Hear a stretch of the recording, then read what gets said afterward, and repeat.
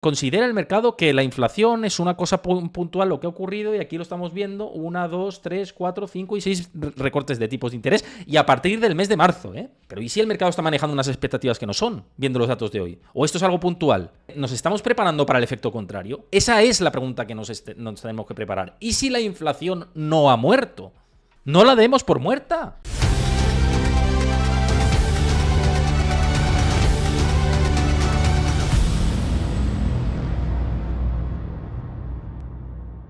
Antes de ver el vídeo al completo, recuerda darle a like, suscríbete a mi canal si te gusta este contenido y déjame tu comentario, que lo estoy esperando. Y arrancamos este capítulo de la Investing Academy patrocinado por Freedom24, en el que nos vamos a centrar con los últimos datos de inflación en Estados Unidos, un dato ligeramente peor de lo esperado. Ha sido ciertamente un poco sorpresa. De hecho, el mercado ya estaba cayendo, lo he mirado antes en tiempo real, un 0,40%, nada destacable en general, pero sí un jarro de agua fría por las expectativas que se tenían. De hecho, mismamente Goldman Sachs comentaba que si se producía un dato de inflación como el que se ha publicado finalmente, el mercado debería caer en torno a un 0,20%. Con un dato más o menos en línea, el mercado habría subido, según estimaciones de Goldman Sachs, no de Héctor Chamizo, sino del propio Goldman Sachs. ¿Qué dato de inflación ha sido el que ha un poco enfriado la situación y qué puede esperarse de cara al futuro? Si la inflación va a seguir, si esto es normal, no es normal, puede haber posibilidad de repunte, ¿se ha muerto la inflación? ¿No se ha muerto? Vamos a analizar todo esto, pero vamos primero a qué dato hemos tenido. Como veis aquí en pantalla, lo voy a hacer un poquito más grande para que lo veáis mucho mejor. El IPC general anualizado ha sido del 3,4% frente al 3,2% previsto y el 3,1% anterior. Esto es 3 décimas más del mes anterior, repunta en 3 décimas y 2 décimas más de lo que se esperaba en tasa anualizada el IPC general. Y la subyacente se esperaba una desaceleración desde el 4% al 3,8% y finalmente ha sido una décima la desaceleración al 3,9%. Por tanto, la subyacente sigue esa tendencia, esa es la parte positiva, pero más lenta de lo que se esperaba. ¿Dónde está el foco principal de este dato? Y vamos a desnudarlo tranquilamente y analizarlo más en concreto, ¿no? El mensual, el IPC mensual, ha sido del 0,3% frente a una previsión del 0,2% y 0,1% anterior, es decir, 2 décimas más de lo que vimos en el mes anterior, con lo cual en diciembre se ha visto esta aceleración de los precios y diréis ¿dónde? Y una vez ¿dónde? ¿Qué dinámicas podemos tener a partir de ahora? Bien, desnudando el dato de la inflación, que os lo publicaba en mis redes sociales también, todo esto siempre os lo comparto en mi comunidad privada de Discord, y por cierto, he lanzado hoy mi newsletter para avisaros de que estoy en directo analizando todo esto, así que suscribíos a mi newsletter, que simplemente lo que necesito es que ingreséis, os pasa Chris por el chat el enlace a la newsletter, os registráis con vuestro correo electrónico y os llegan los avisos de todo esto. Poco a poco iré haciendo análisis más exclusivos y más privados para todos vosotros en mi newsletter personal. También os comentaré en eventos especiales como el día de hoy, analizando datos concretos, cuando esté en directo en Twitch, para que os podáis conectar y os llegue la alerta al correo electrónico, abréis el correo, venga, vamos para adentro al directo, ¿vale? Así que uníos a mi newsletter de Subtrack, que es gratuito, simplemente necesito vuestro correo electrónico. Ya lanzaremos en su momento, ya lo avisaremos, algunos productos exclusivos. Ya os lo diremos todo esto, pero uníos allá a la newsletter y si lo veis esto desde también YouTube, tenéis la newsletter en el comentario fijado, lo pasaremos. Pero bien, desnudando la inflación, que es a lo que iba y lo que he publicado en esta newsletter que os decía para entrar al directo, ¿dónde se ha producido la principal brecha de lo que se esperaba a lo que hemos tenido? Fundamentalmente, en los coches usados, en los servicios médicos, es decir, la parte de los servicios en la inflación ha acelerado, pero el principal factor de inflación es el mercado de la vivienda. Ya hemos avisado en muchas ocasiones que el mercado de la vivienda estaba mejorando, estaba repuntando, estaban mejorando los precios y que si eso se producía, al final ese desbarajuste con el shelter no se iba a dar. Y si no se iba a dar ese componente desinflacionista por parte del inmobiliario, no se iba a terminar trasladando al IPC general si seguíamos con esa dinámica. ¿Y qué pasa? Que estamos viendo los SP Case-Shiller, las solicitudes de nuevas hipotecas, etcétera, que están empezando a mejorar, a repuntar, pues están retrasando todo esto.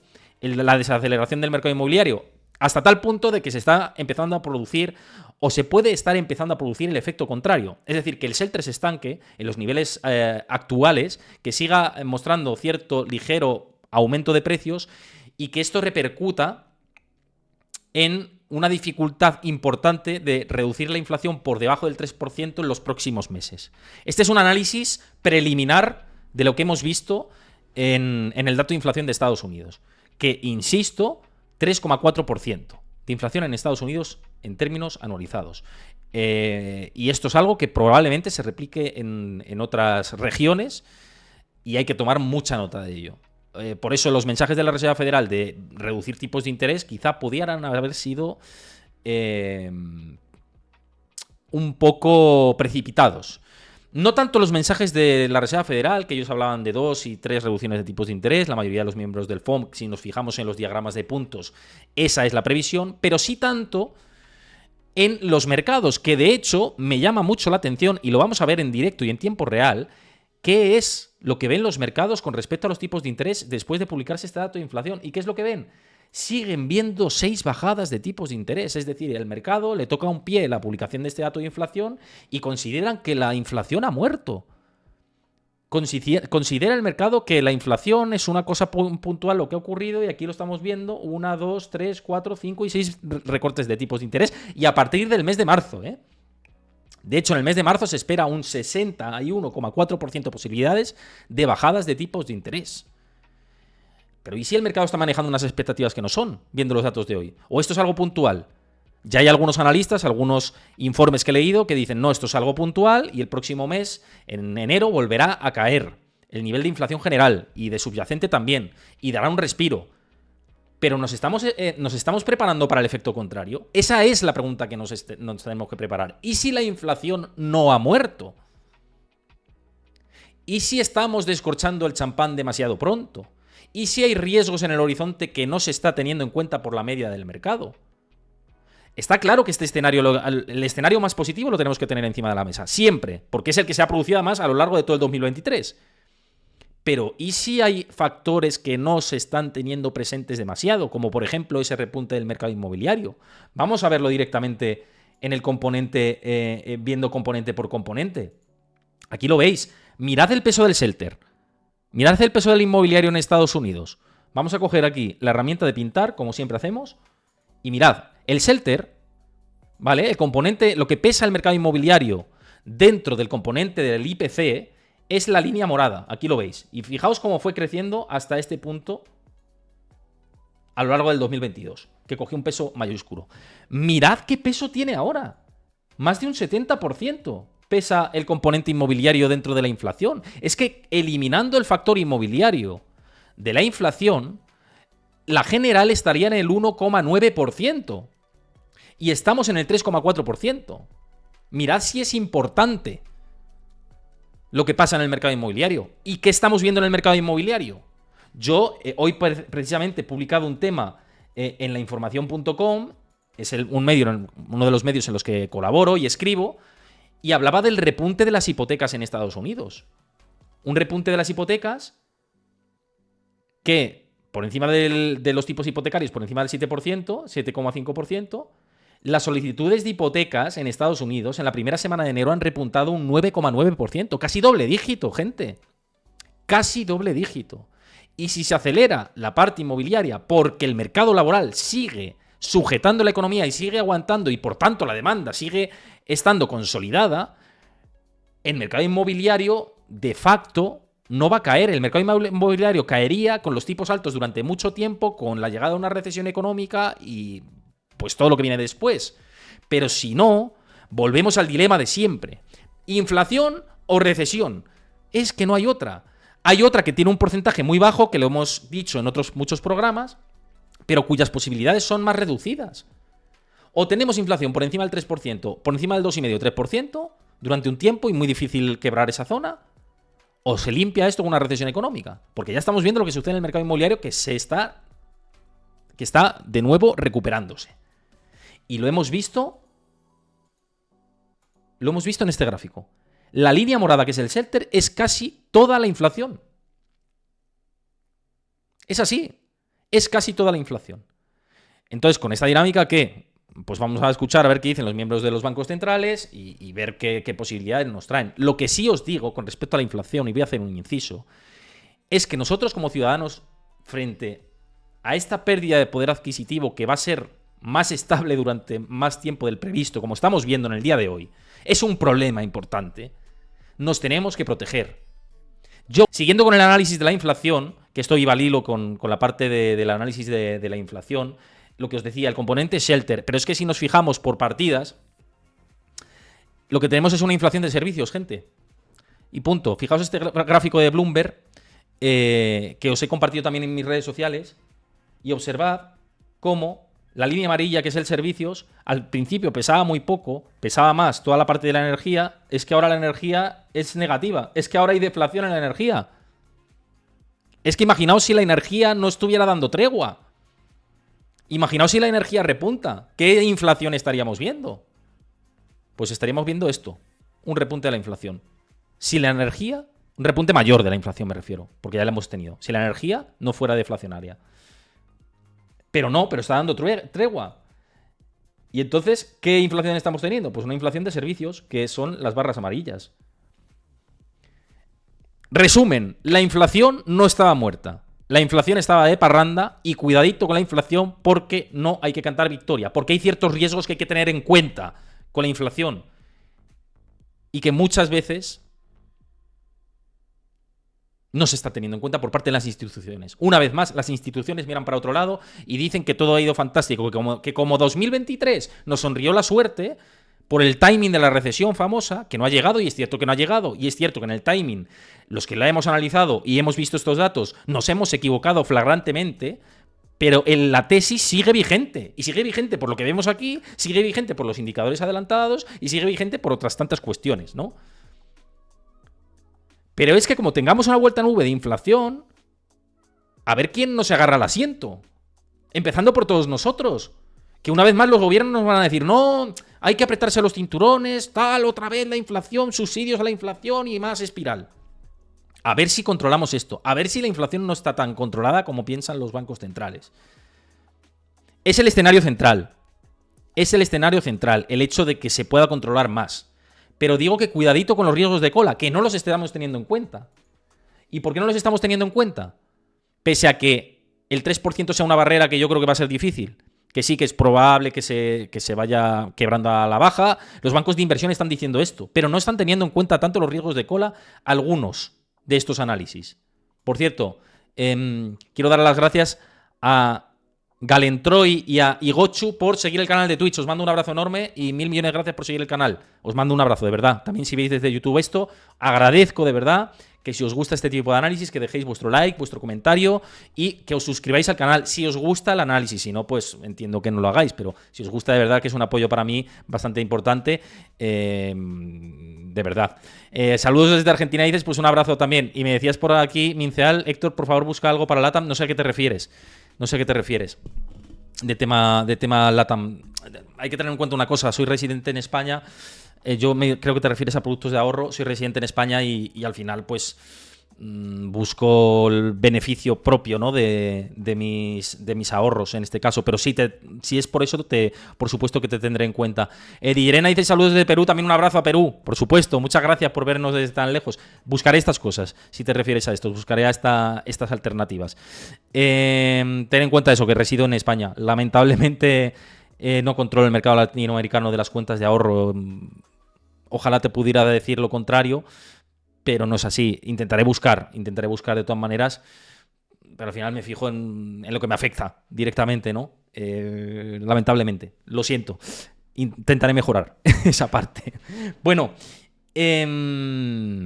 con el tema de inflación, lo que decía, riesgos de cola, que no me quiero ir del hilo. Riesgos de cola con respecto a la inflación que yo creo que no se están teniendo o que no se están teniendo tan presentes, que es cierto que el escenario central es que la inflación pueda más o menos estabilizarse sobre el 3, 3,5, 3, 3,5, 3, 3,5, 2,5.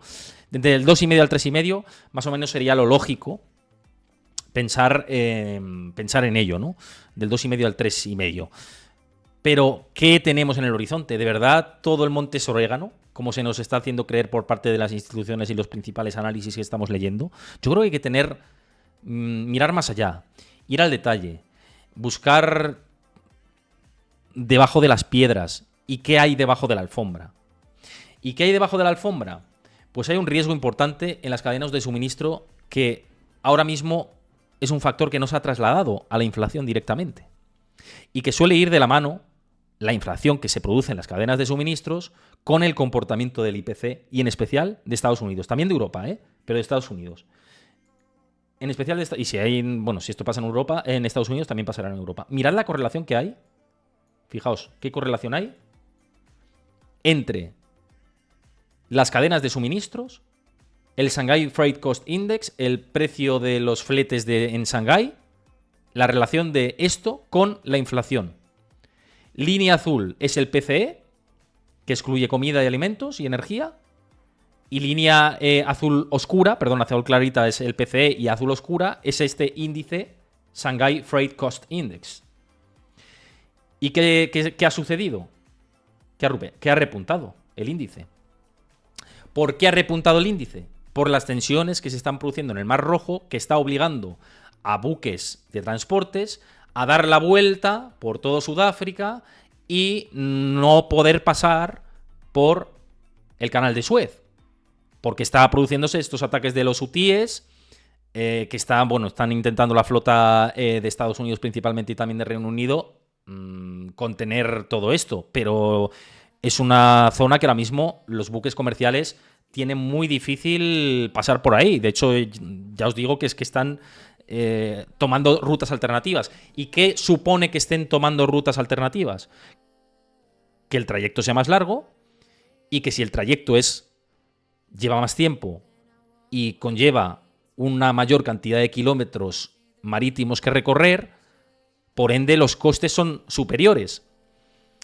Si los costes de los fletes son más altos, esto deriva en que el precio de los bienes debería subir. ¿Esta situación es igual que el 2021? Ya he dicho que no estamos en ese punto de momento. No estamos ahí, en esa situación. ¿Tenemos que vigilarla? Desde luego que sí. ¿Puede tener impacto en la inflación? Por supuesto que puede tener impacto en la inflación si esta tendencia sigue.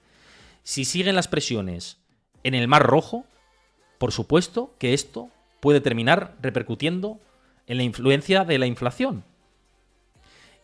Y tenemos en cuenta que el petróleo de momento está dando un descanso, pero si el petróleo empieza a no dar un descanso y se avivan determinadas cuestiones geopolíticas que están adormecidas y que están manteniendo el esquema del petróleo, del oro negro bajo control, puede haber sustos por parte de la inflación general y subyacente otra vez. Y no hablo de sustos como lo de hoy, que lo de hoy no es susto. Lo de hoy, volvemos a lo mismo del análisis del dato de hoy, la foto fija no es un dato terrorífico, es un mal dato, es un dato peor de lo esperado, pero el problema es lo que se encuentra de fondo y lo que no ha reflejado ese dato, que es lo que estamos viendo ahí en pantalla. Y ese dato no ha reflejado que la cadena de suministros puede volver a tensionarse. Y si la cadena de suministros puede volver a tensionarse, una vez más, la inflación no está muerta. No la demos por muerta. Tengamos cuidado y precaución. Pero fijaos, los mercados de futuros, lo que hemos visto antes, no descuentan ahora mismo una bajada de tres veces los tipos de interés por parte de Estados Unidos, descuentan más. Y yo hago dos lecturas de esto. Si de verdad los mercados no se bajan de esa burra, me da que pensar que los mercados en realidad lo que están descontando es se van a bajar mucho los tipos de interés porque va a venir una desaceleración fuerte de la economía. Si no, es que no lo entiendo. Quiero decir, si no es por esa razón, por el contexto general que estamos viendo y que el mercado laboral sigue bastante sólido en Estados Unidos y en Europa también se está manteniendo bastante estable, no entiendo bajar los brazos por parte de los bancos centrales tanto. Entendería una bajada, 2 de tipos de interés, 3, te compro 3 bajadas de tipos de interés, pero 6, si no hay de verdad un efecto severo en la economía. Severo no es catástrofe, ¿vale? Un efecto severo es contracción. Como estamos viendo, por cierto, en los PMIs manufactureros desde hace mucho tiempo. Ya no es una cuestión de que lo hemos visto, estamos viendo que el sector industrial está muy penalizado. Ya hay recesión ahí. Pero en el resto de sectores no, el sector servicios está aguantando. Pero si esta foto se mantiene, yo digo que la inflación no ha muerto. Si la foto se mantiene, la inflación no ha muerto. Si la foto cambia y pivotamos hacia un aterrizaje suave o forzoso de la economía, entonces sí podemos estar ya diciendo que la inflación debería estar más en el lado de estar vencida, de estar superada, de estar más bajo control. Mientras tanto, yo no bajaría los brazos con la inflación. Y de hecho es que predico con el ejemplo, gente. Porque estoy movilizando mis ahorros, porque estoy apostando por oro, por ETFs de oro, desde noviembre del 2022. Y maldita la hora que no lo decidiera antes. Porque mis resultados estructurales de mi cartera serían mucho mejores. Porque sigo mirando activos de renta fija de largo plazo. Ya no tanto de corto, sino de más largo plazo. Porque tácticamente sí me aprovecho de los movimientos de la bolsa y no estructuralmente. Entonces yo estoy predicando con el ejemplo. Y de hecho a nivel rentabilidades, la verdad, no ha ido mal en 2023. No me ha ido nada mal. Ojalá que 2020... Yo firmo un 2024 igual. De hecho firmo un 2024 con rentabilidades positivas. Con eso os digo todo. Con renta fija yo creo que sí que lo tendremos eso más o menos garantizado dependiendo en qué activos invertamos. Porque, ojo, decimos renta fija. En renta fija hay que tener también tiento, ¿eh? A la hora de invertir. Hay que mirar exactamente qué bonos queremos, por qué bonos nos queremos centrar. No es lo mismo meterse en un high yield muy tóxico, pensando en un esquema raro para la economía, avanzando hacia un ciclo muy incierto o a final de ciclo, que apostar por un grado de inversión de una compañía cotizada muy fuerte. Ahí tienes menos riesgo, o deberías tener menos riesgo. Pero bueno, veremos. Dorgonito dices que si repunta la inflación se impulsaría el dólar, debilitándose así el oro. Realmente, el esquema del oro, o la tesis del oro, es que esto no pueda soportarse mucho tiempo, que es mi escenario central. Es decir, que un esquema de... Si vuelve repunte de la inflación, volverán otra vez los tipos de intereses reales a estar en negativo y eso es bueno para el oro. ¿Me explico? Si la inflación de nuevo vuelve a situarse por encima de los niveles de inflación, los tipos de intereses reales vuelven a situarse, o sea, el tipo de interés se vuelve a situar por debajo de la inflación, vuelve a haber esa brecha y vuelve a haber tipos de intereses reales en negativo que obligarían de nuevo a la Reserva Federal, estamos hablando de un hipotético caso que de momento no se ha dado y que no sabemos si se va a dar. Pero si eso se diera, en ese lapso, el oro lo debería hacer bien como protección de esa inflación y luego lo hará mucho mejor ante una eventual bajada de los tipos de interés como consecuencia de que al final esto tiene que abrirse por algún lado, tarde o temprano. Ese es mi esquema central. Ahora bien, está el esquema de aterrizaje suave o ricitos de oro en el que el oro debería estar un poco más limitado. Debería hacerlo bien también, pero estaría más limitado el impulso al alza. Eso es lo que barajo con respecto al tema del oro. De hecho, si cambias el esquema del oro, la suerte es que la tesis de inversión propia la realicé hace más de un año y que si en algún momento viera que eso se revierte, pues iría reduciendo exposición al oro. Claro que sí, si veo un escenario cambiante, pero es que no lo veo. Y muestra de ello sigue siendo que las apuestas estructurales que llevo en oro de largo plazo me han ido francamente bien. No es esto una recomendación de inversión, insistimos, yo siempre he compartido lo que yo hago por mero interés vuestro, pero obviamente no estoy recomendando a nadie que haga nada, que cada uno tome sus decisiones, ¿no? Dices, vamos, que al oro le viene bien en una buena recesión, al oro le va fantástico ante posibilidades de recortes de tipos de interés. Exactamente. Ante tipos de intereses reales más negativos que positivos. Ahí el oro... Y además previamente, lo descuenta o lo empezará a descontar más con más anterioridad.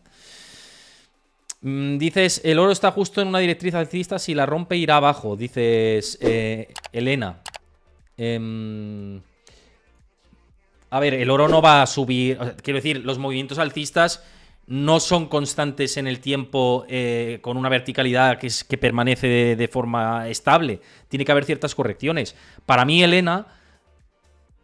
Cualquier corrección del oro por debajo de $2.000, para mí, Para mí es oportunidad. Igual que no, es que el negativo de la economía. Vamos a hablar de también posibilidades y momento positivo. Para mí, cualquier corrección del oro por debajo de los $2.000, 1.900, 1.800, si se va a esos niveles, para mí, todo eso es oportunidad. Lo que pasa es que tengo una posición muy grande y nunca no he ido ampliando exposición. Pero si tuviera... Bueno, tengo liquidez ahí que ya habéis visto que las estoy moviendo también en otras partes, pero yo creo que la asignación que ya tengo al oro es suficiente como para no hacer aportaciones extra.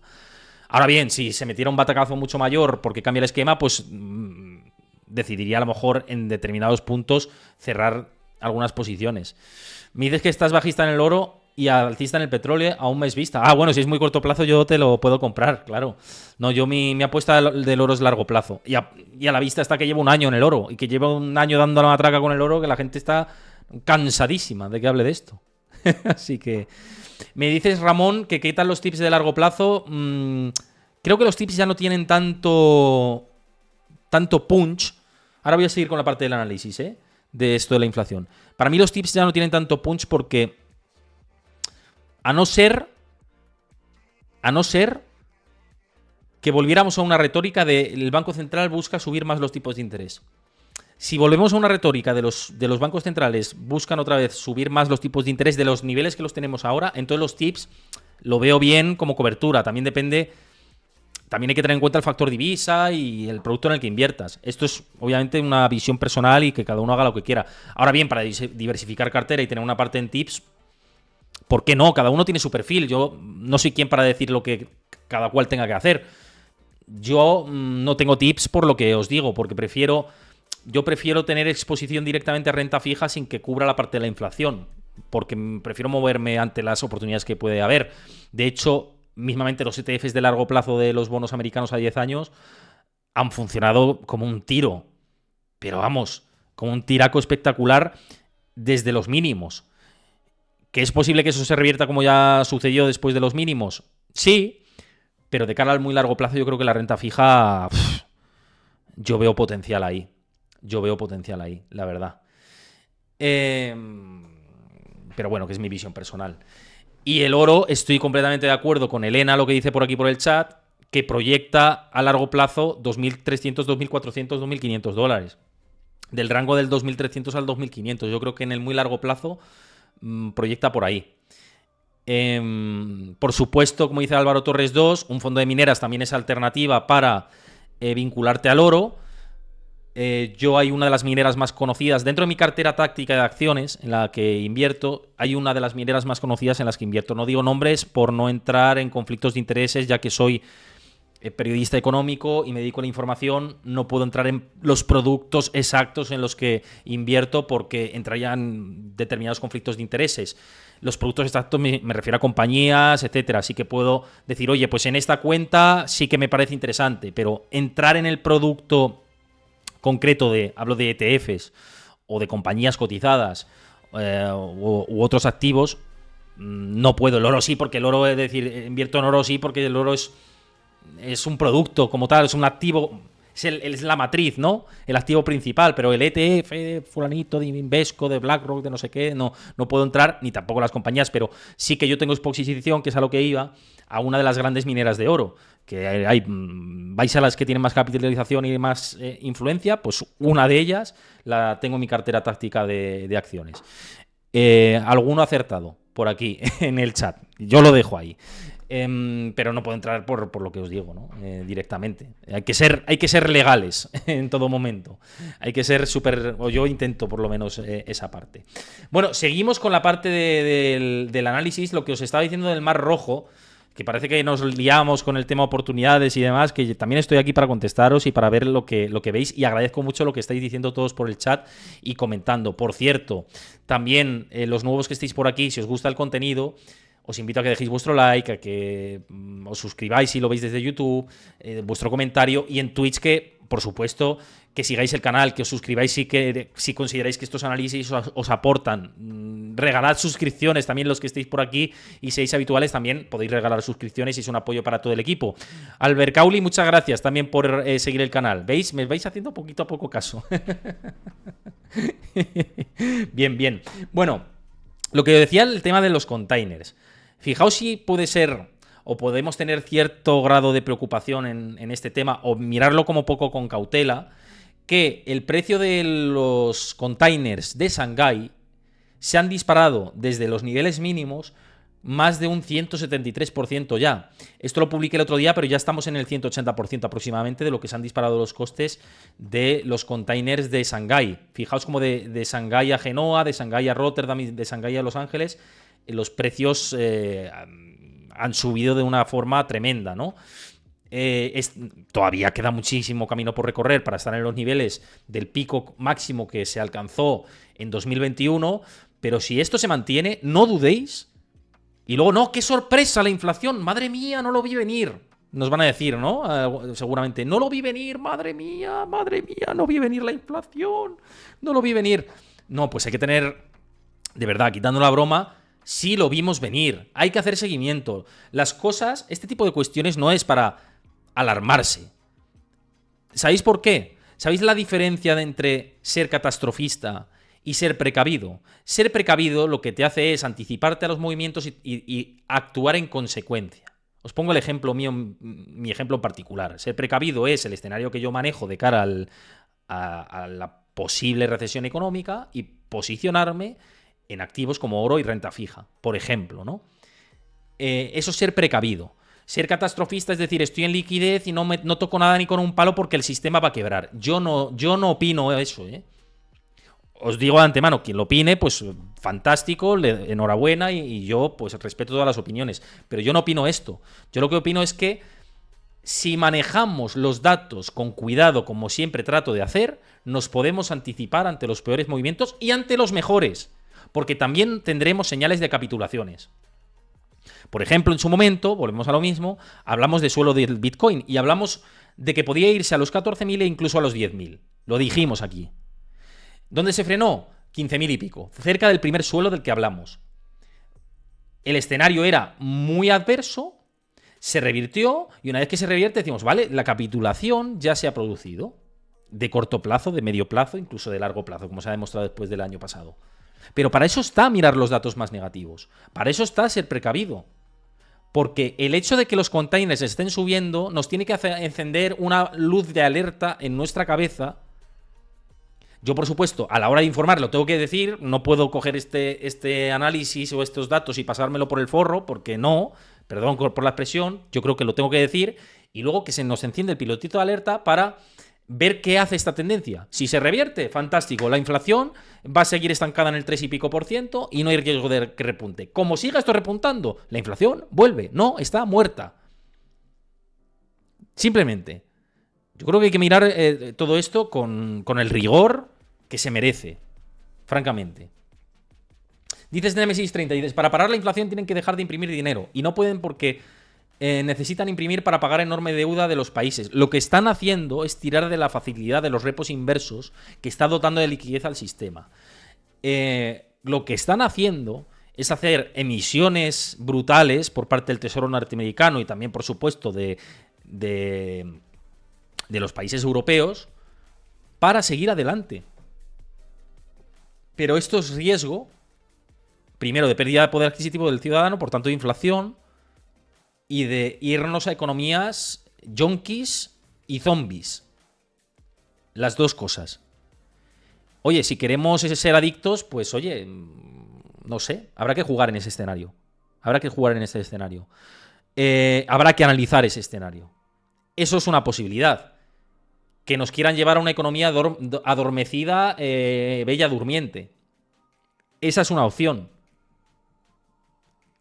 Una opción es esa, ¿no? Que digan, bueno, imaginaos que somos un equipo de fútbol y que empieza a llover torrencialmente y que el campo está encharcado, embarrado y nos digan las autoridades, el árbitro, bueno, no se va a suspender el partido, vamos a jugar. Pero ¿qué clase de mierda, con perdón, de partido vamos a ver si estamos en ese entorno? Bueno, a lo mejor sí, ¿no? Puede haber alguna buena jugada y tal, pero si ahí está el campo súper encharcado, embarrado, los jugadores se cargan porque es más difícil, ¿no? Jugar en esas condiciones adversas. Vamos a ver un desastre de partido, ¿no? Vamos a ver un patio de colegio, un partido de patio de colegio. Pues es que a lo mejor lo que quieren con la economía, haciendo esa analogía, es lo mismo. Es que haya cada vez peores condiciones por ese endeudamiento yonki y zombie de la economía y que cada vez sea más feo el crecimiento económico y la manera de crecer. Y que no se haga de una forma saludable y sana. Quizá ese es el entorno que nos quieren hacer que nos comamos, ¿no? Vamos a ver, yo quiero pensar en que esto es cíclico, como suele pasar habitualmente, que habrá cierta depuración con una desaceleración de la actividad y que saldremos mejor, o un poquito mejor. No lo sé. Da la sensación, como dice nuestro amigo José AG, que te mando un abrazo enorme y muchas gracias por comentar por aquí, da en la nariz, huele en la nariz, que con las elecciones van a querer aguantar esto a toda costa. Lo van a querer hacer. Van a querer soportar el empleo como sea. Porque como Biden vaya, y lo dije con Luis ayer, como Biden llegue con destrucción neta de empleo, a Biden lo vota, no lo sé, su prima o no sé. Es una forma de... una forma de hablar. Obviamente hay mucho demócrata que le votaría, etcétera. Obviamente. Pero como vaya con destrucción de empleo a las elecciones, Biden lo va a tener muy crudo. Lo va a tener muy crudo con un Trump duro y demás. Ojo también las sorpresas que se pueden dar en las elecciones presidenciales. Trump evidentemente es el que tiene más papeletas de ganar la carrera electoral por el Partido Republicano. Pero cuidado también con los... una vez más, hay que mirar los escenarios que no se están teniendo en cuenta. Y un escenario que está cobrando cada vez más peso, no un peso mayúsculo, ni mucho menos, pero que está creciendo y que hay que tener en cuenta, es la posibilidad de que Nick Haley le dispute más de lo que está previsto. Haley, que dispute mucho más de lo previsto a Donald Trump. Y esto lo digo porque Ron DeSantis se ha desinflado de forma mayúscula en las encuestas las encuestas por el Partido Republicano, ¿no? De los diferentes estados en los que se van a producir ahora los caucus, que el primero, si no recuerdo mal, es Iowa, después es New Hampshire y después South Carolina, Carolina del Sur. Y estos tres estados suelen marcar la tendencia de lo que pasa a posteriori, ¿no? Entonces hay que tener esta parte en consideración. Trump las tiene todas consigo para ganar y arrasar. Y de hecho, de momento las encuestas van un poquito por ahí. Pero si Haley en Iowa saca unos resultados más o menos decentes, si en New Hampshire, que están casi en empate técnico Haley y Trump, están casi en empate técnico, el último sondeo de la CNN les daba creo que 35% Trump, 32% Haley. Que está cada vez siendo más sorpresa. Si Haley le disputa, consigue ganar en New Hampshire, da el campanazo, y luego llega a su estado natal, que fue gobernadora, que es Carolina del Sur. Haley fue gobernadora de Carolina del Sur. Tiene mucho votante que la conoce, que tal. Y le disputa a un estado tan importante como Carolina del Sur. Ahí igual hay más disputa en el Partido Republicano del que estamos pensando a día de hoy. Creo que ese escenario no es el central.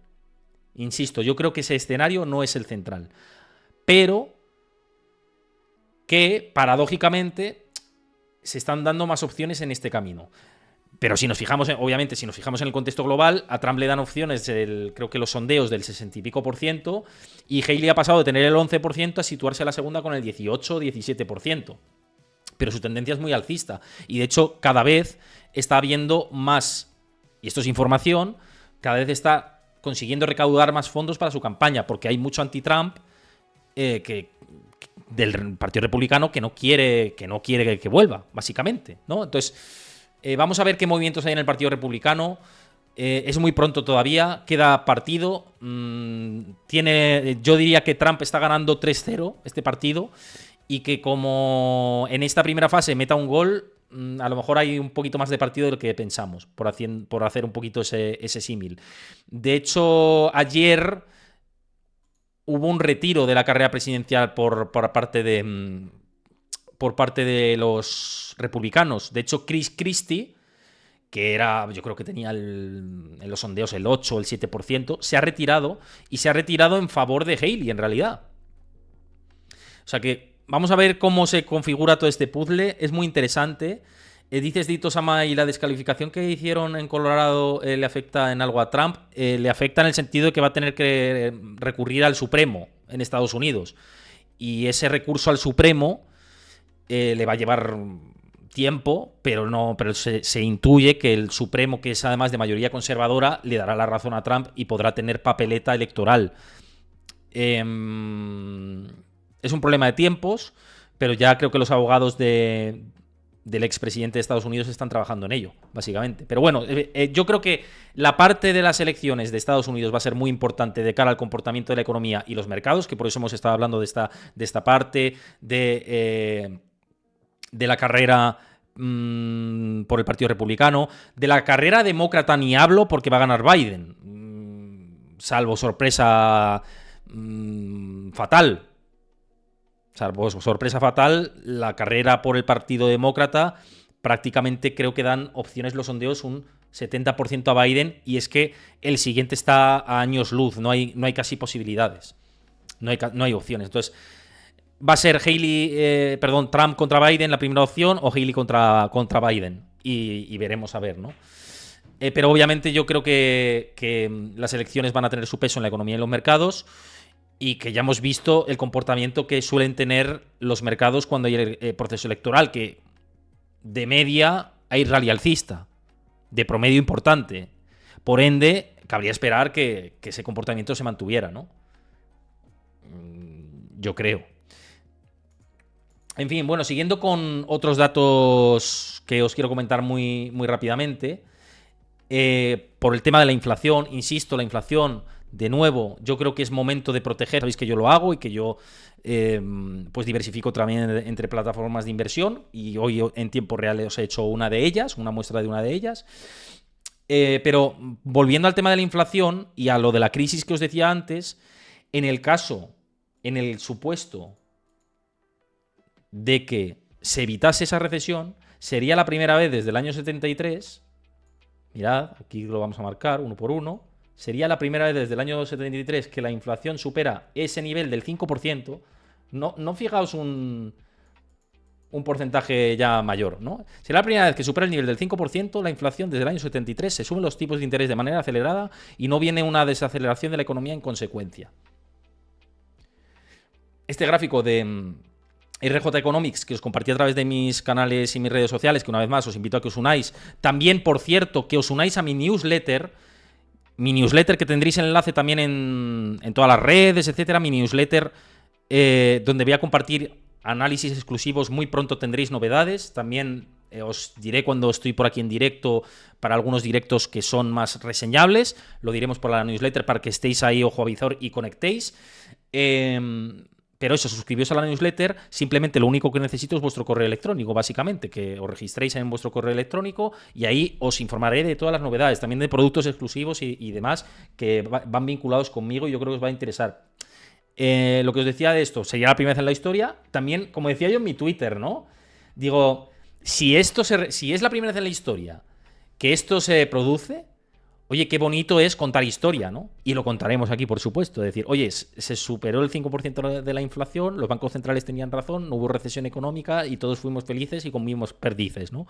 Ojalá contemos esa historia, ese final de fiesta, ¿no? Ojalá lo contemos, os lo digo honestamente. Ojalá se evite, pero que si se evita, que sea de manera sana, básicamente. Bueno, esto es la liquidez que se espera. Antes hablabais de liquidez por el chat, y es cierto que se espera que las condiciones de liquidez mejoren este año. Por lo menos lo espera Steno Research, que esto os lo he compartido también por todos mis canales. Y si mejoran las condiciones de liquidez, también suele ser positivo para la bolsa, ¿vale? Os lo digo como dato importante, que esto también os lo he comentado por aquí. Me dices Tyron Acanices, vamos al tema Bitcoin, que no lo hemos hablado antes, y os cuento muy rápido de nuevo lo de Grifols, muy rápidamente, pero ETF Bitcoin, Me dice Styron Akani, dice Héctor, el ETF de Bitcoin ha superado en un cuarto de hora más o menos al ETF más cotizado en 24 horas. Es tremendo, ¿no? El subidón que se ha metido. Buen ETF de Bitcoin, me dices. Claro, no, sí, total, lo del lanzamiento del ETF de Bitcoin yo creo que es positivo para el mundo de las criptos. Lo dije ayer, lo vuelvo a repetir hoy. Bitcoin yo tengo exposición táctica. Amplié mi exposición táctica a Bitcoin en estas últimas semanas. Y con esa amplitud yo estoy esperando pues posicionarme de cara a un poco más largo plazo. Siempre lo digo con el tema de Bitcoin, es un activo que por concepción teórica me gusta, por concepción práctica también, porque he tenido algún comentario en YouTube que me decían, a mí me gusta teóricamente y prácticamente, a mí también. Lo que me da más miedo es a nivel estructural de mi cartera, porque no lo controlo tan bien como para decir, una parte muy fuerte de mi cartera la tengo en Bitcoin. Sí, una parte táctica, por supuesto. Y a lo mejor es un fallo mío, ¿eh? Es que ya os lo digo, yo seguramente me esté equivocando. Y seguramente me tenga que quitar esos miedos. Y seguramente tenga que formarme más en el funcionamiento a largo plazo de Bitcoin. Es un tema mío personal, no es problema vuestro. Esto es una cosa mía. Pero a día de hoy, la inversión va muy ligada a, uno, los conocimientos que se tienen. Y dos, el factor psicológico que te aporta a la hora de invertir. Lo que se dice a nivel teórico y a nivel práctico. A nivel teórico yo lo que digo es que Bitcoin me gusta y por eso a nivel práctico lo implemento, aunque sea de manera táctica. ¿Por qué no lo hago estructuralmente? Porque para mí no se dan las condiciones, para mí, a nivel psicológico, de que esa volatilidad que aún asume el activo la sepa controlar a nivel emocional como inversor. Me pasa eso con Bitcoin. De hecho, fijaos que, claro, en muchos momentos en estas apuestas tácticas que he hecho, el activo se ha dado la vuelta, ha llegado a caer un 3, un 4, un 5%, y a mí me dan vuelcos al corazón. Es un activo que no controlo tanto, que tengo que tener a nivel... Tengo que mirar menos su cotización quizá, pensando en que es estable a largo plazo. Y entonces por eso tácticamente lo puedo mantener y puedo destinar una parte de mi patrimonio a ello y a mantener y a ir incluso haciendo aportaciones. Igual que en Ethereum, que por cierto, Ethereum, sabéis, los que me veis desde hace muchísimo tiempo, que yo tácticamente tomé posiciones en Ethereum y me cago en todo, perdón por la expresión, porque vendí sacando no sé si un 20 y tantos % de rentabilidad en su momento para reinvertirlo en Bitcoin, y es que no tenía que haber cerrado mis posiciones tácticas en Ethereum. Y ahora estoy otra vez planteándome en qué momento puedo volver a reactivar esa parte táctica, que en Bitcoin ya lo he hecho, pero me arrepiento mucho, ¿veis? Para que veáis que muchas veces pese a sacar rentabilidad, es decir, joder, podía haber sacado mucho más y podía haber tenido mucha paciencia y podía haber tal, ¿no? Es difícil. Yo intentaré trabajar mucho, intentaré también escuchar a muchos expertos y mucha gente que sigue bastante los criptoactivos y seguir y quizá empezar a tener una parte más estructural. De momento no me atrevo a tener una parte estructural y es posible que en los próximos meses siga sin atreverme, porque los miedos no se cambian de la noche a la mañana y porque precisamente por el escenario macro que he descrito anteriormente, creo que un activo como Bitcoin algo se vería afectado, no mucho, porque si va a ser reserva de valor a futuro, y creo que los ETFs de Bitcoin son un paso gigante, enorme, para que los institucionales entren más, y eso es positivo para que sea considerado como reserva de valor, pues básicamente, pese a todo esto, y que es un camino largo que se va a llevar a cabo en los próximos años, creo que todavía no está en el punto del oro el Bitcoin, que da más estabilidad, me da más... sé invertir mejor en el oro. ¿Qué lo hará? Yo creo que puede ir camino de hacerlo, por supuesto que sí. Y de hecho muchos de vosotros ya decís que no hay mejor reserva de valor que Bitcoin. Y respeto mucho esa tesis. Y de hecho en parte es como, no sé cómo deciros, gente. Es como... A ver qué comparación puedo hacer. es como si quisiera tirarme en paracaídas. Todo el mundo me dice, joder, qué guay es tirarse en paracaídas. Es una experiencia tremendísima. Descargas adrenalina, es fantástico y tal. Y yo digo, joder, es que yo tengo miedo a las alturas, que como mucho yo hago descenso de cañones y esa es mi máxima exposición de momento a las alturas. De momento yo solo me tiro de los trampolines de los parques acuáticos y ya poco a poco, a lo mejor en el futuro me tiro desde el paracaídas, ¿no? Pues es un poco eso, la sensación de aversión al riesgo que me genera Bitcoin a día de hoy. Haciendo la comparación de nuevo con el paracaídas, joder, me gustaría tirarme por paracaídas, pues seguramente es una experiencia que yo lo veo por la gente que lo ha hecho y digo, coño, qué guay, ¿no? Y tal, pero luego si me tengo que poner el paracaídas y tal, digo, va a estar guay, pero me cago vivo. Entonces, por eso, poquito a poco, gente, poquito a poco, hay que perder el miedo a las circunstancias. En fin, no quiero marearos mucho más con el tema también de Grifols, que era otro de los temas que quería comentaros. Simplemente vamos a estar pendientes en estos próximos 10 días después de la advertencia que ha dado el regulador a Grifols, la empresa española farmacéutica. Básicamente la CNMV lo que ha dado son 10 días para que Grifols aclare su relación con Scranton, que es el vehículo familiar de inversión de Grifols. Que está, digamos, es propiedad de la familia Grifols. Bueno, sigue sin oler del todo muy bien. Es verdad que el informe de Gotham tiene algunos fallos a nivel técnico, según he escuchado a muchos expertos en contabilidad empresarial. Pero aún así hay cosas que nos explican mucho, la verdad. Hay cosas que nos explican demasiado, ¿no?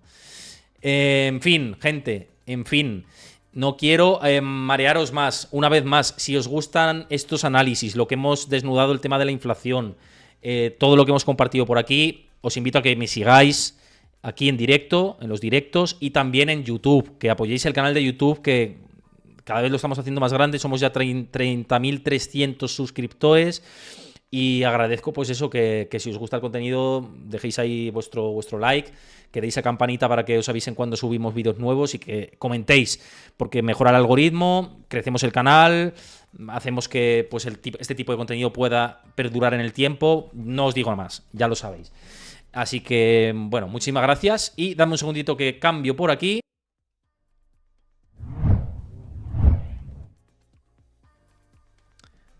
Que lo he dicho, que espero que os haya gustado el programa de hoy, gente. Mucha gente nueva también entrando por aquí. Creo que hay muchos que os habéis unido a Discord. Inversión Cripto, muchas gracias por suscribirte al canal.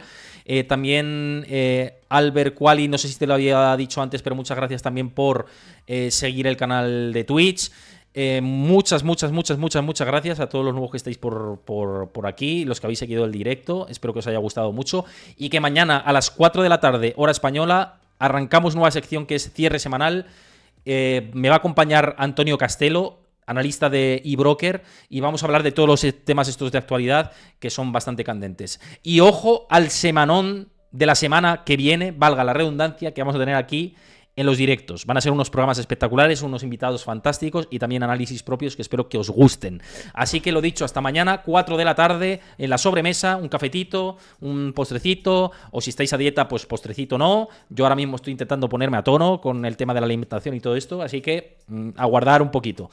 Mañana nos vemos, 4 de la tarde, hora española. Un abrazo a todo el mundo y nos vemos mañana. Aquí nos vemos. Chao, hasta mañana.